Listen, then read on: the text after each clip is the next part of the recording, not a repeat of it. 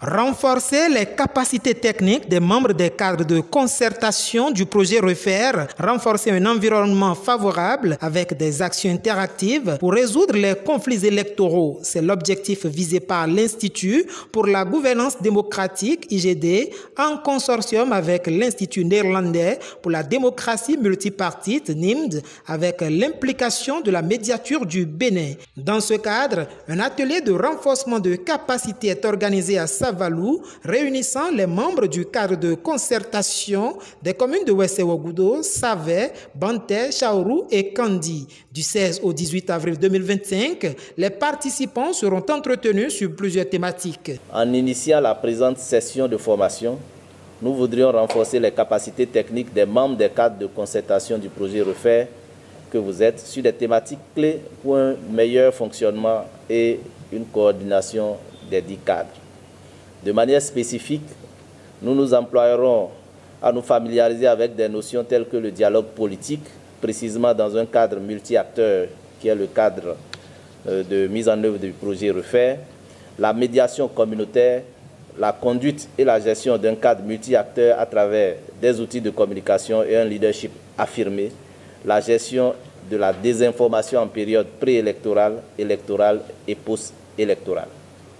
Le choix de ce moment n'est vraiment pas l'œuvre du hasard pour l'organisation de cette activité. En effet, le défi de durabilité des effets du projet Refaire et plus encore le grand challenge lié à l'organisation pour la première fois dans notre pays d'échéances électorales groupées comme celle qui pointe à l'horizon rendent encore plus important le besoin que les acteurs clés de promotion de la paix que vous êtes continuez et que vous disposiez des ressources techniques nécessaires pour réaliser votre mission, car en définitive, le défi de la paix et de la stabilité démocratique pour notre pays aujourd'hui dépasse le cadre de la durée d'un projet comme le projet Refaire. Le choix porté sur les communes de Chaourou, Savé, Wesse-Wogodo, Kandi et Banté n'est pas le fruit du hasard. Dans chacune de ces communes, on note des conflits répertoriés et présentés par les cadres de concertation. Les conflits liés entre agriculteurs et éleveurs, les conflits liés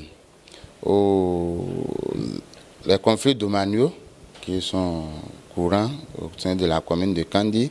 Nous avons également des conflits liés à certaines décisions de justice mal digérées par les populations.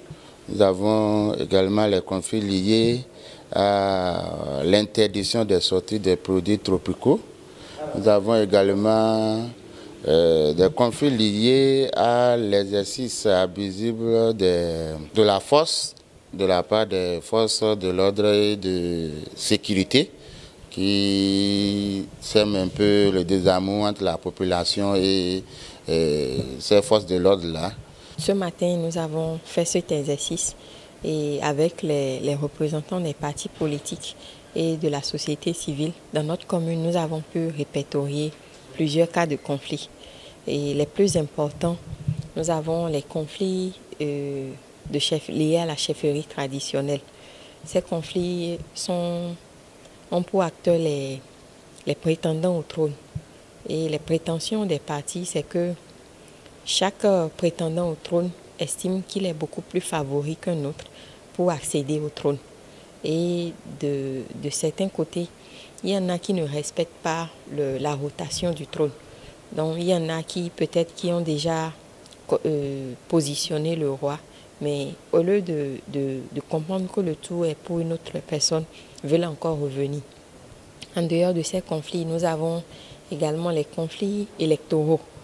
Et ces conflits, les acteurs, c'est les partis de la mouvance et de l'opposition.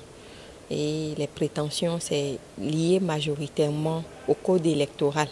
Parce qu'il y a beaucoup de dispositions du code électoral qui ne font pas l'unanimité. Notons que la phase pilote du projet renforce un environnement favorable avec des actions interactives pour résoudre les conflits électoraux Refaire a démarré le 1er janvier 2023 et prendra fin le 30 avril 2025.